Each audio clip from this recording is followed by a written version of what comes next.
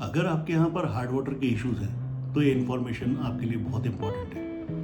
मैं आज यहाँ पर एक रियल केस स्टडी को रिवील करने जा रहा हूँ जो आपके डेली रूटीन इश्यूज को सॉल्व करेगी। ध्यान से देखिएगा।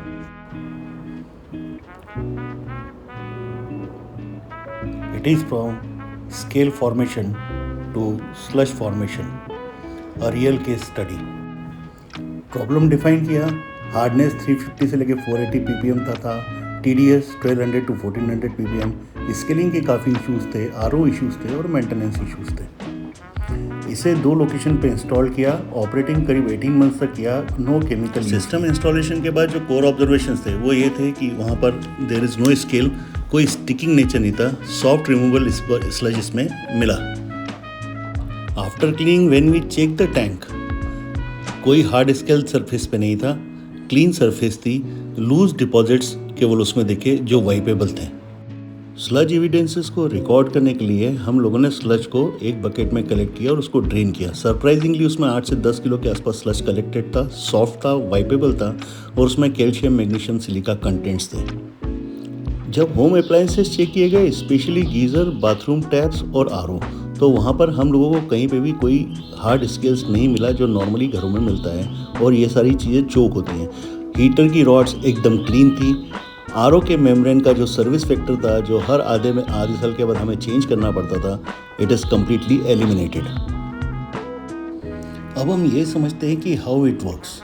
जब वाटर इस डिवाइस में से पास ऑन होता है तो इसके अंदर का मीडिया इस वाटर को एक्टिवेट करता है, आयनाइज करता है और ऑक्सीजन और हाइड्रोजन की बॉन्डिंग को दूर करता है और दोनों आयंस को अलग करता है। इसके इफेक्ट्स कैसे आते हैं? वाटर में जो डिजॉल्व मिनरल्स हैं उनको ये माइक्रो क्रिस्टल्स में कन्वर्ट करता है, यानी कोलाइडल फॉर्म में कन्वर्ट करता है।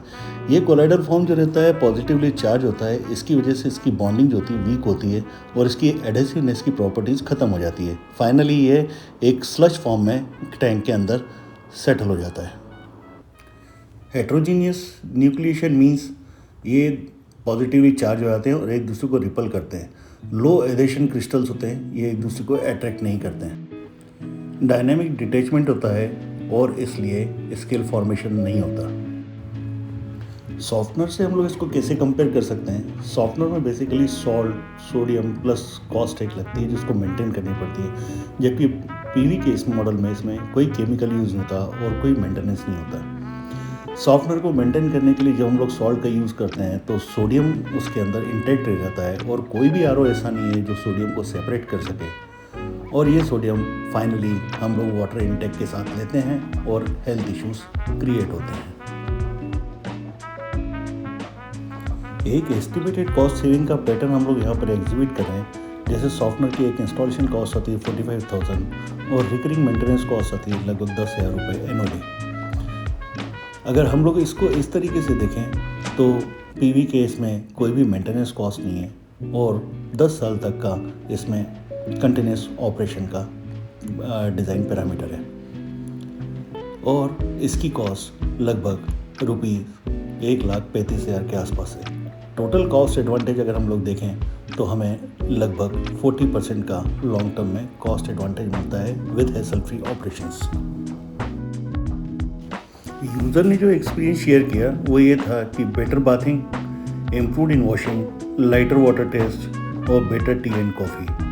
ऑल्दो ये सब चीज़ें जो हैं ये सब्जेक्टिव हैं, इसलिए ये पर्सन टू पर्सन वेरी कर सकती हैं। तो क्या हम लोग हार्डनेस रिमूव कर रहे हैं? जी नहीं, हम लोग हार्डनेस नहीं रिमूव कर रहे हैं। हम लोग बेसिकली हार्डनेस कंटेंट्स को एक कोलाइडल फॉर्म में, एक अरेस्टेबल फॉर्म में कन्वर्ट कर रहे हैं। बेसिकली हम लोग उसका बिहेवियर चेंज कर रहे हैं। बेसिकली हम लोग हार्ड स्केल को सॉफ्ट स्लज में कन्वर्ट कर रहे हैं। ये एक science based water conditioning technology है और टेस्टेड और प्रूवन सिस्टम है। दोस्तों, ये कोई मैजिक नहीं है, मिरेकल नहीं है, ये प्योर साइंस बेस्ड टेक्नोलॉजी है। रिलेटेड टू बिजनेस अपॉर्चुनिटीज़ हम लोग आपके साथ एक नया वीडियो शेयर करेंगे जिसमें हम लोग अपनी कंपनी के डॉक्यूमेंट्स, प्रोसीजर्स, पॉलिसीज़ और कंपनी सपोर्ट के बारे में डिटेल में बताएंगे। आपसे सिर्फ निवेदन इतना ही है कि आप इस चैनल को सब्सक्राइब करें, लाइक करें, कमेंट करें और इसको अगर आपको इससे रिलेटेड कोई भी क्वेरीज हैं तो दिए गए ईमेल आईडी पर आप ईमेल भी कर सकते हैं और दिए गए नंबर पर आप डायरेक्टली बात भी कर सकते हैं। ये नंबर सिर्फ व्हाट्सएप के लिए